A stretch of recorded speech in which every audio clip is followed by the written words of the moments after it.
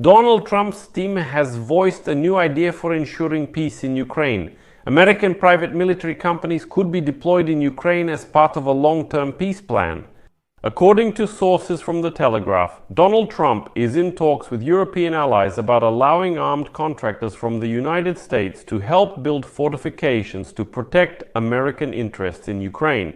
The plan is being developed as a workaround after the United States president promised that American troops would not be stationed in Ukraine. At the same time, Trump needs American troops in Ukraine. My name is Alexei Pechi. Today is August 30th on the calendar. In this episode, we'll discuss the idea of sending private military companies from the United States to Ukraine, and we'll talk about what security guarantees for Ukraine look like right now. Not just on paper, but in reality, who is offering what, and how will all of this actually work? Before we begin, I ask you to subscribe to this channel, like the video, leave any comment below, and be sure to subscribe to my Telegram channel, Peachy News. The link to it is in the description of this video. There, we post breaking news as it comes in. So, according to The Telegraph, American private military companies may be involved in helping to restore Ukraine's defensive lines, create new bases, and protect American businesses in Ukraine. The presence of private soldiers will serve as a deterrent that will keep Vladimir Putin from violating a possible ceasefire. This plan is being discussed alongside a number of other so-called security guarantees developed by a coalition of volunteers led by the United Kingdom and France, which will form the basis of a long-term peace plan. The final details, including patrols, airspace, exercises, and naval missions in the Black Sea, could be announced as early as this weekend, after weeks of diplomatic activity sparked by the talks between Trump and Putin in Alaska. Thanks to briefings involving more than a dozen Western officials, The Telegraph has managed to publish the most complete version to date of how a Europe-led mission could enforce any peace deadline. European military planners accelerated their work after Trump told continental European leaders that Putin was allegedly open to Western allies providing security guarantees to Ukraine. The American commander-in-chief also expressed his willingness to support what could become one of the most significant overseas missions since the wars in Afghanistan and Iraq. This is an interesting case. We'll revisit it. European officials stated that the main strategy for preventing war in the future is to continue restoring the battle-damaged armed forces of Ukraine into the main form of deterrence. According to the plan, Ukrainian formations will defend the fortified frontline border, as will be agreed in any peace agreement. According to the plan, the armed forces of Ukraine will be rearmed and trained by European NATO allies, for example, Ukraine. Ukraine could continue to purchase American systems such as Patriot air defense missile systems or high-mobility artillery rocket systems using funds provided by European allies. And here it's interesting that American military contractors, those same private military companies, could take on the work of rebuilding advanced fortifications and military bases.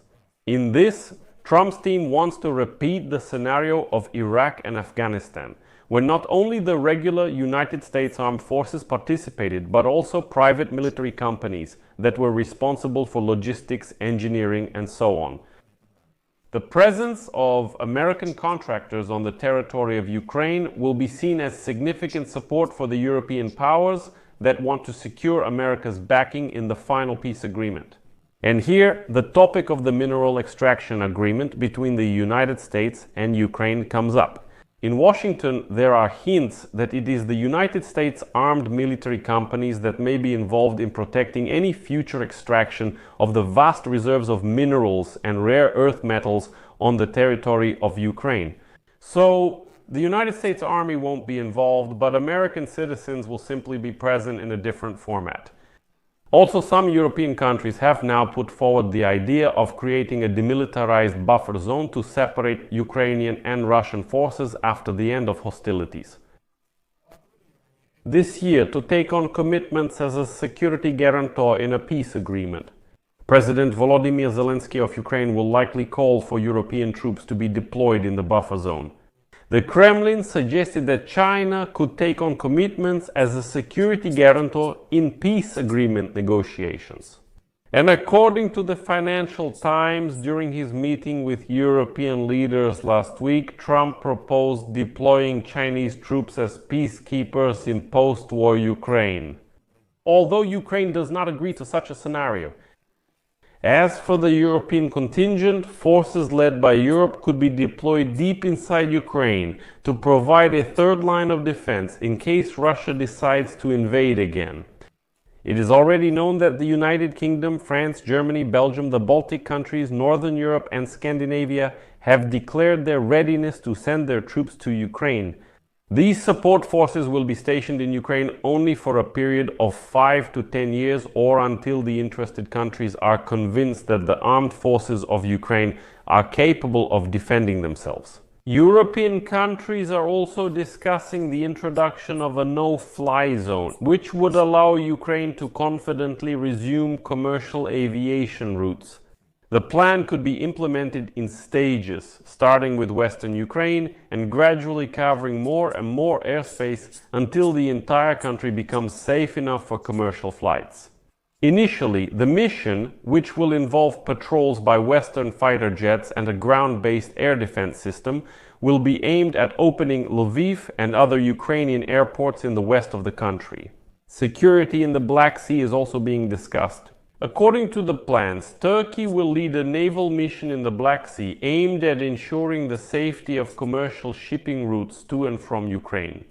The mission, supported by the Black Sea countries Bulgaria and Romania, will also lead the investigation efforts. The mission by the Black Sea countries Bulgaria and Romania will lead the investigation. All training programs for Ukrainian armed forces personnel currently in European countries will be relocated to Ukraine. The United States may also take on logistical support. Washington responded to requests for assistance by providing American heavy transport aircraft to transfer equipment and troops to Ukraine. Ukraine also made a proposal under which the country commits to purchasing additional weapons worth $90 billion. Reportedly, as part of preparations for this, the United States State Department has already approved the sale of air-launched cruise missiles and related equipment to Ukraine worth about $825 million.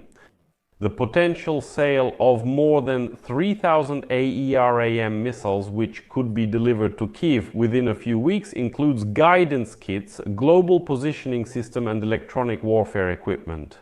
Another prerequisite for any European deployment will be an offer of support from the United States in the areas of intelligence, reconnaissance, and surveillance. The United States is also taking on the mission of patrolling the airspace.